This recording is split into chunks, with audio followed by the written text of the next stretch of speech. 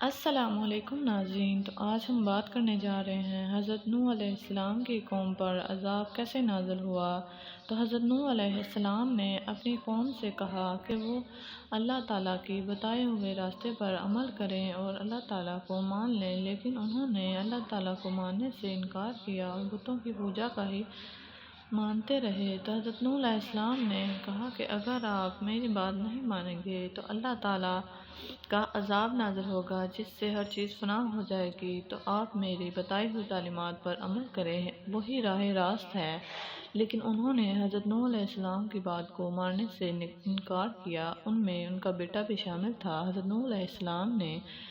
کشتی بنانا شروع کر دی اور کشتی بناتے بناتے وقت گزرتا گیا، اور حضرت نوح علیہ السلام نے ان کو پھر سے کہا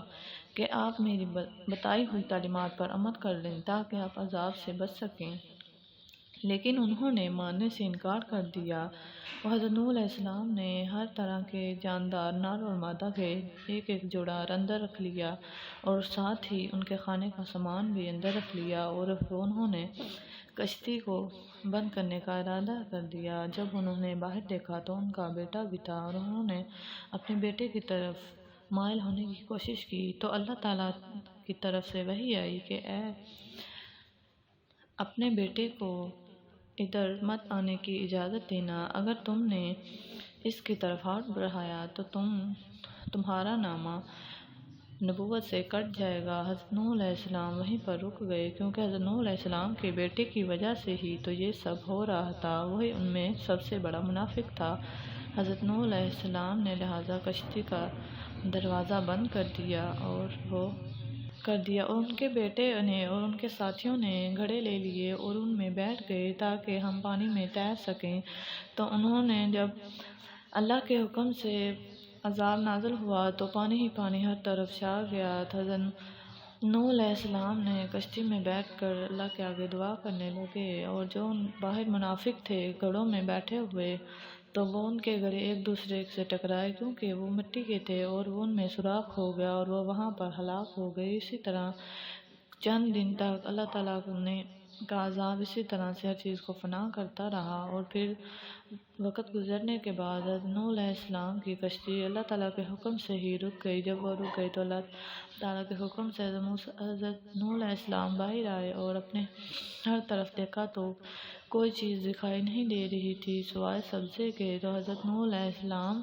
کے پاس ایک عورت آئی اور کہنے لگی حضرت نوح علیہ السلام سے کہ آپ نے مجھ سے کہا تھا کہ اللہ تعالیٰ کا عذاب نازل ہوگا، اور میں نے آپ سے کہا تھا کہ آپ مجھے بھی ساتھ لے جائیے گا، لہٰذا آپ مجھے بتا دیں کہ عذاب کب آئے گا اور آپ کشتی میں کب سوار ہوں گے تاکہ میں بھی آپ کے ساتھ ہی کشتی میں روانہ ہو جاؤں گی۔ تو حضرت نوح علیہ السلام نے کہا کہ اللہ تعالیٰ کے حکم سے عذاب تو کب کا نازل ہو چکا ہے، یہ دیکھو آس پاس کوئی چیز دکھائی نہیں دے رہی، دیکھو انسان وغیرہ سب کچھ بھی نہیں ہے۔ تو حضرت نوح علیہ السلام کی یہ بات سن کر وہ کہنے لگی میں تو اپنے گھر میں سوئی ہوئی تھی، مجھے تو اس بات کا پتہ ہی نہیں چلا، اور میں زندہ کیسے ہوں۔ حضرت نوح علیہ السلام نے کہا کہ تمہارے ایمان کی وجہ سے اللہ تعالیٰ نے تمہیں پانی کو وہاں پر جانے کی اجازت نہیں دی تھی، وہ تمہارے گھر کے پاس سے آس پاس سے گزرتا رہا، لیکن وہ تمہاری کٹیا کے اندر نہیں گیا، جس وجہ سے تم زندہ رہی۔ اللہ تعالیٰ ایمان لانے والوں کو ہر جگہ پر محفوظ رکھتا ہے، لہٰذا تمہارے ایمان کی وجہ سے اللہ تعالیٰ نے تمہیں زندہ رکھا ہے اس عذاب کے دوران بھی۔ ناظرین، اللہ تعالیٰ جو چاہتا ہے وہی ہوتا ہے، اس لیے ہمیں اللہ تعالیٰ سے ایمان کی موت ہی مانگنی چاہیے اور ایمان پر عمل پیرا ہونے کی ہی توفیق مانگنی چاہیے۔ لہٰذا ناظرین، اللہ تعالیٰ ہمیں نبی اکرم حضرت محمد مصطفیٰ صلی اللہ علیہ وآلہ وسلم کے سائے سے اٹھائے، آمین ثم آمین۔ جزاک اللہ خیر۔